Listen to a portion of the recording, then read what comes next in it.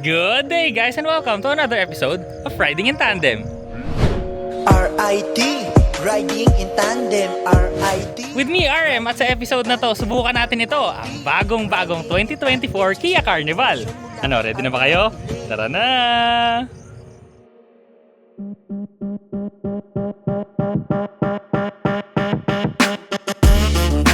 Ang makina nito ay 2.2-liter inline 4-cylinder Smart Stream diesel engine.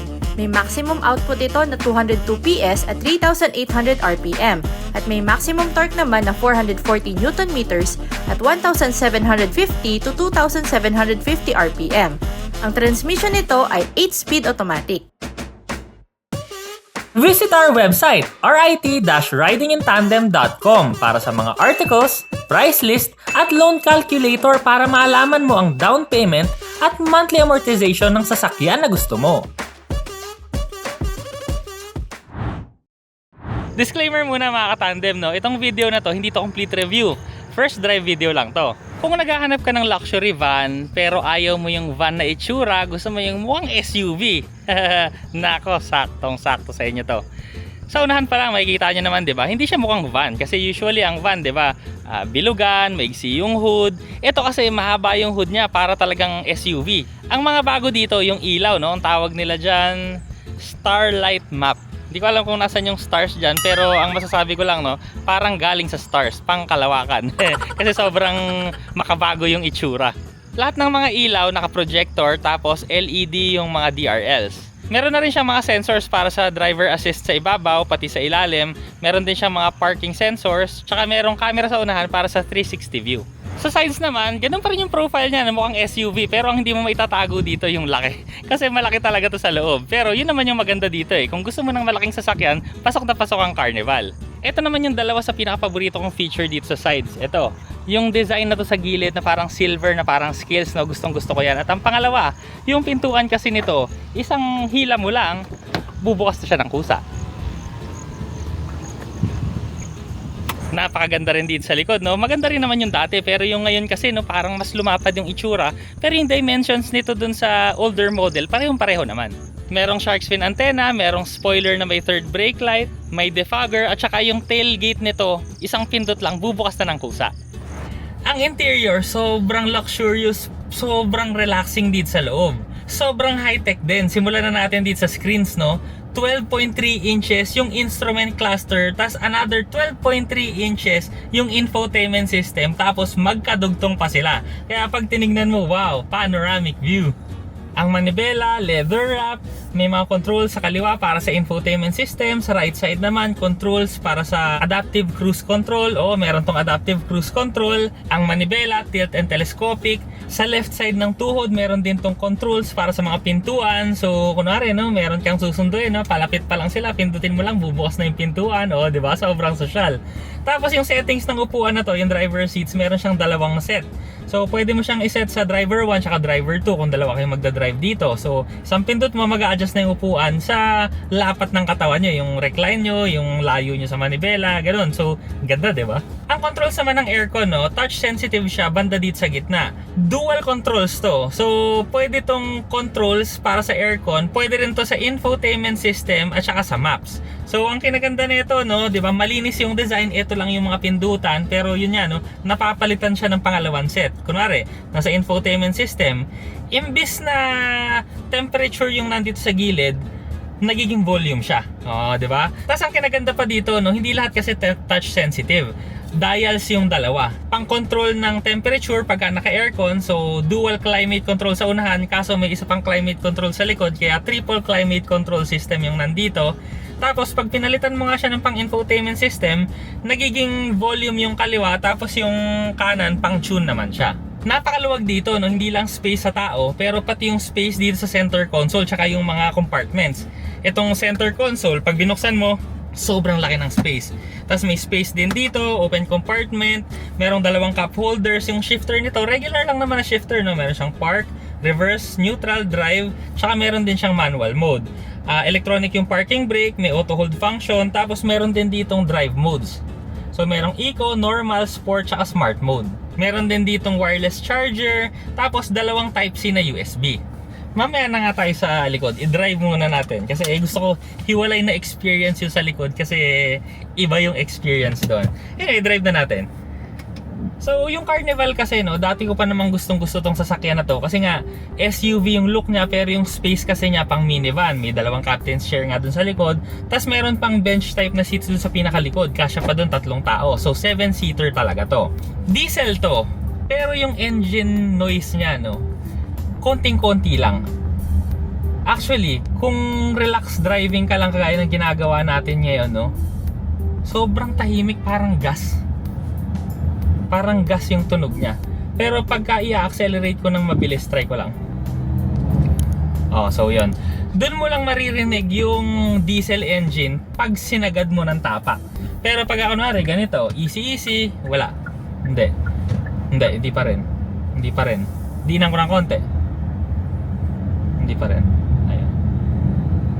So yun, mas dinidiinan mo, mas maririnig mo yung diesel engine. Pero yung regular driving speeds lang, city driving, kagaya nito, ang speed ko 40 plus 47. Ang speed ko ngayon 47. So okay lang, hindi mo nararamdaman yung diesel engine masyado. Refined. Pati yung transmission nito wala rin. Salamat sa Vermosa nga pala sa sa permit nilang gamitin ang Vermosa kahit saan, no? Kaya ginitna ako sa gitna ng kalsada kasi may permit kami. Yung steering ayos lang. So kung gigrade na natin 1 to 10, 5. ayos lang yung steering nito. Yan, yari ito 30, tas tinapakan ko. Ayan grabing humataw din to. Grabing humataw. Tapos pagka nag-signal lights pala ako, nagkakaroon ng camera dito sa left side ng instrument cluster. So nakikita mo yung gutter. So hindi ka mag-gutter. Tsaka yung blind spot mo, wala masyado kasi nga may camera eh. So naka-normal mode nga pala tayo ngayon. Meron din tong ibang mode. So try natin yung sport. Ito, 1.5. So yun, ang ayoko lang sa sport yung engine kasi nararamdaman ko na siya ngayon. Nararamdaman ko ng diesel siya. Ayoko nun. Ayoko niya sport. Palit na natin. Balik natin siya sa eco muna pala. Hindi ko pa na-try yung eco eh. Yung eco, pagka gagamitin mo siya kasi talaga ng sobrang bagal mo mag-drive, okay siya kasi tahimik yung makina. Pero napansin ko lang yung eco kasi pagka nadiin ka ng tapak siya, biglang nagagalit naman yung engine. Kaya kung ako, pinakamaganda yung yung comfort, yung normal pala. Pinakamaganda yung normal kasi sa normal kasi yung konting throttle input mo, nag-accelerate na kaagad siya ng may power. So hindi mo napapahirapan yung makina, hindi iingay yung makina. Napaganda rin ang suspension kasi eto, tuloy-tuloy kami ang mga kalsada kasi dito maganda naman, pero alam mo yun, pag semento kasi yung kalsada, 'di ba, merong mga hati yan. So dito kasi hindi mo masyadong nararamdaman yung hati ng semento. Ito pa rin yung Carnival na gusto ko dati. In-improve lang yung itsura, mas pinaluxurious lang yung interior, tas dinagdagan ng tech. Kasi kagaya ng mga screen, dati kasi 8-inch lang. Ngayon yun nga, dual 12.3-inch na yung mga screen. So 'di ba? Sobrang lalaki ng screen, tsaka mga Type-C USB na dito. Pero generally maganda kasi talaga yung Carnival eh.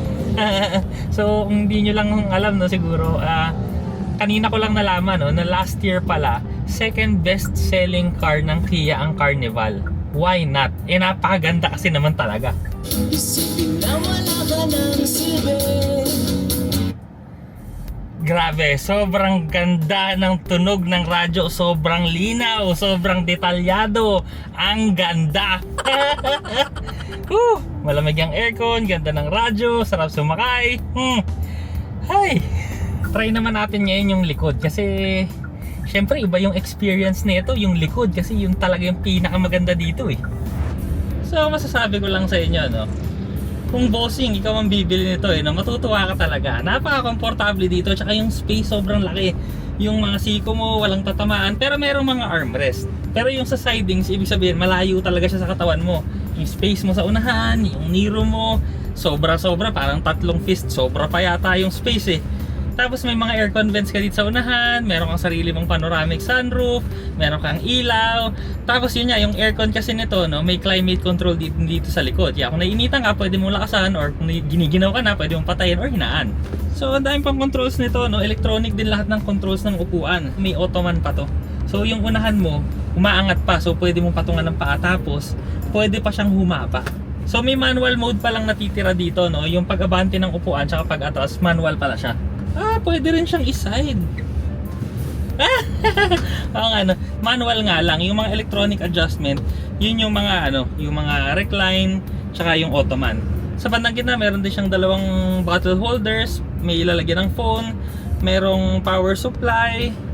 Sa mga pintuan, merong bottle holders din. So para sa mga bossing, syempre bawal mainitan, no? Kaya meron siyang window shades. Pero kung gusto niyo talaga kasi yung komportable pero hindi mo nagagamitin yung window shades, no? Palagay lang kayo, Ceramax Philippines Nano Ceramic Film, napaka-effective niyan. So details nandito sa baba. So maliban dito sa upuan na to, no, meron pang space para sa 3 tao sa likod. At sobrang luwag din, kahit pang long distance maluwag yung space sa likod. Meron din silang sariling aircon vents at may sarili rin silang window shades.